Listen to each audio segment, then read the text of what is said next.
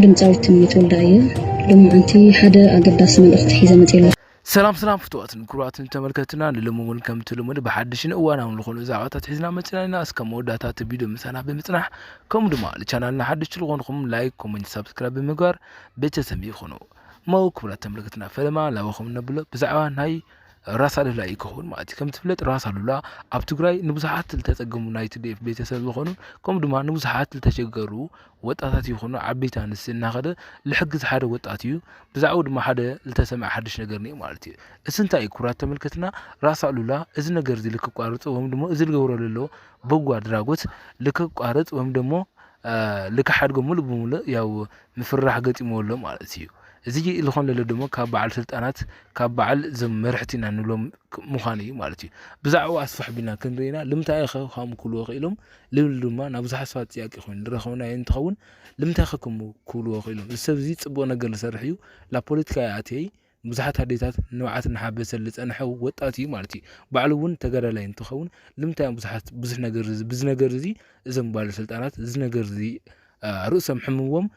ልክ ሓድጎ ብዙሕ ሰባት ለፈራርሑን ለው ማለት እዩ እና እዚ ሙሉ በሙሉ እንታይ ምዃኑ እቲ ምስጢር ክንሪና ማለት እዩ ቦቢና ደግሞ ብዛዕባ ናይ ትምኒት ወልዳይ ክኸውን ማለት እዩ ኣብዚ ሰዓት ትምኒት ወልዳይ ብዙሕ ነገር ኣብ ህይወታ ልገጠማ ነገር እንዮ ስደሞ እንታይ ኢሉ ነገር ሓቢርና ክንሪና ቦቢላ ደግሞ ሓድሽ መልእኽቲ ይሕልፋላ ካብ አንዱታ እንሰምዖ ይክኸውን ማለት እዩ እዚ ምሳና ዝጸንሑ ከምዚኦምን ካልኦትን ነገራት ክትሰምዑ ኢኹም ማለት እዩ እስከ መወዳታት ቪዲዮ ምሳና ብምጽናሕ ነቲ ቻናል ደግሞ ሓድሽ እንትኾንኩም ላይክ ወይም ደግሞ ሰብስክራይብ ብምግባር ጀምርዎ ሰናይ ጻንሒት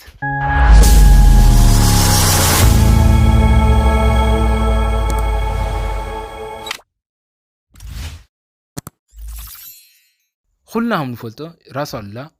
ኣብ ትግራይ ኣለው ካብ ዝበሃሉ ቲክቶከራት ሓደ እዩ ንልዕሊ 174,000 ፎሎወር ድማ hamdulillah ኮይኑ ኩልና ንፈልጦ ኮይኑ እዚ ሰብ እዚ ድማ ንብዙሓት ኣዴታት ንባዓት እናሓበሰ ብዙሕ ነገር ልገብር ወጣት እዩ ሓገዝ እናገበረ ንብዙሓት ንልዕሊ ሚልዮናት ዝኾኑ ሰባት እናረአየ ብዙሕ ጽቡቕ ልበሃል ተመጉሰታት ለለዎ ሓደ ወጣት እዩ ማለት እዩ ብዙሕ ዕላማን ራእይ ለለውን እዩ ማለት እዩ ኩራት ተመልክትና ለማዓንቲ ድማኒ ሓድሽ ብዛዕባ ልወፅ እንታይ እዩ እዚ ትገብሮ ለለኻ ነገር ድማ ሙሉእ ብሙሉእ ልክቋረጽ ወይም ደግሞ ሙሉእ ብሙሉእ ልክተሓድጎ ንጥይቐካ ኣለና ብስነ ስርዓት ዝብል ዝተማልኦ ሓሳብ ተናጊሮም ኣለዉ ማለት እዩ ከምኡ ትኾይኑ ድማ እርምጃ ክንወስድና ልብል ሓደ ጥያቄ ቀሪብዎ ለሎ ማለት ኩራት ተመልከትና እዚ ዝገብሮ ለለ ነገር ሕማቕ ተባሂሉ ዝረአይዎ ላብ ምፍራሕ በፂሑሎ ማለት እዩ ቆልዓ እዚ ቆልዓ እዚ ክበራታታዕ ብዙሕ ነገር ልክሰርሕ ልግበር ወላ እኳ እንተኾነ እዚ ነገር እዚ ብሕማቕ ነገር ሪኦም እዚ ሰብ እዚ ዝገይርዎ ለሎ ነገር ድማ ልክቋረጾ እዩ መፈራሕ ገጢሞ ለሎ ማለት ኩራት ተመልከትና እዚ ወጣት እዚ ቅድሚ ኸዚ በጎ አድራጎት እናገበረ ደቂ ልተሰውዕን ኣዴታት እናኸዳ ኣብ ገዘን ንባዓትን እናሓበሰ ብዙሕ ነገር ኣስተዋፅኦ ዝገበረ ወጣት እዩ ማለት እዩ ኣብ ዝኾነ ሰዓት ላይ እግሩ ተወቂዑ ንብዙሓት ሰባት መነጋገሪ ኮይኑ ነይሩ ማለት እዩ ዝቆልዓ እዚ ኣብ ምግዳል ብዙሕ ዓመት ፀኒሑ ኣብ ዝኾነ ሰዓት ድማ እግሩ ተወቂዑ ኣብ ሕክምና ፀኒሑ እዩ ማለት እዩ ብዙሓት ሰባት ድማ እዩኻ ጠንካራ ሰብ ኢኻ ዕላማ ለለካ ወጣት ኢኻ ክብልዎ ደግሞ ሪኢና ኣለና ብዓይንና ማለት ኩራት ተመልከትና ኣብ ሕጂ ወፂሖም ድማ እዞም ባለስልጣናት እንብሎም እዞም መራሕቲና እንብሎም ድማ እዚ ሰርሕ ለኻ ስራሕ ትኽክል እዩ ወይም ድማ ሕጋውነት ይኾነ ብምባል ካብዚ ዝሰርሖ ለለ ስራሕ ልከባርርዎ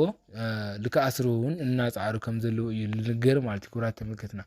እዚ ነገር እዚ ጽቡቕ እናገበረ እናሃለይ ከበራታታዕ ልግብኦ ወጣት እናሃለይ ልምንታይ ከምኡ ክብልዎ ኽኢሎም ማለት እዩ ኩራት እስኪ እዚ ነገር እዚ ባዕልኩም ድማ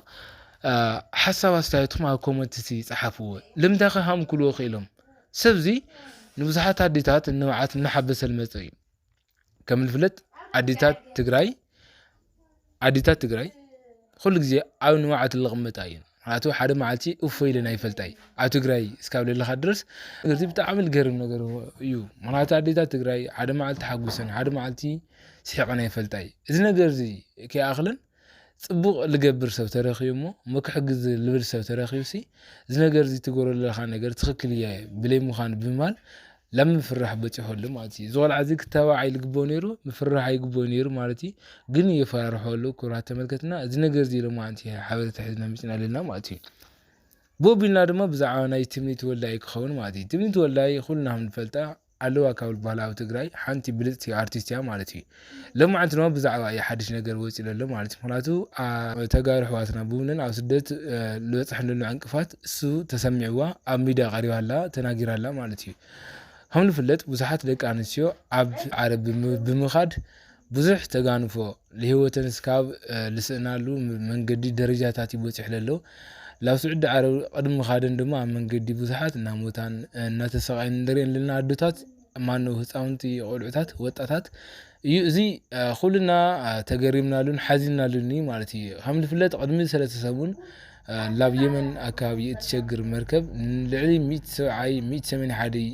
ደቂ ወጀራት ሒዛ ልጠለቐት ጀልባ እዚ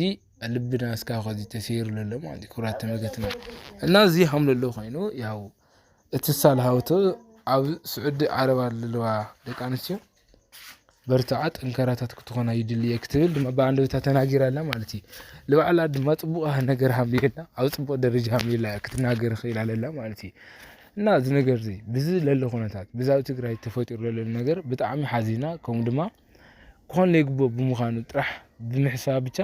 ሓገዝ ክትገብር ሃም ትኽእል ተናጊራላ ማለት እዩ ኩራት ተመልከትና እዚ ብጣዕሚ ልድነቕ ነገር እዩ ትብኒት ወላይ ብጣዕሚ ለሓሰቶ ነገር ብጣዕሚ ደስ በሃሊ ክበራታት አልግቦ ነገር ምክንያቱ ብዙሓት ሰባት ኣብዚ ሰዓት ወጣታት ትግራይ ኣብዚ ሰዓት ያው ላብ ስደት ገፀም እዮም ዘለዉ ማለት ምክንያቱ ብዙሕ ሰብ ካብ ትግራይ እናወፀ ኦፊሻል ትሬተር ትግራይ ያው ጥራሕ ክትቀርብ ይኽእላላ ማለት ኣብዚ ሰዓት መኒ ብዘም ኣለው ባለስልጣናት ኔናና ደሉ ማለት እዩ ለወንበሮም ብቻ ልጭነቁ ሰዓት በኣቶም ብቻ እዩ ክኾን ዘሎ እዚ ነገር እዚ ዕንቅፋት ዝፍጠር ዘሎ ማለት እዩ እና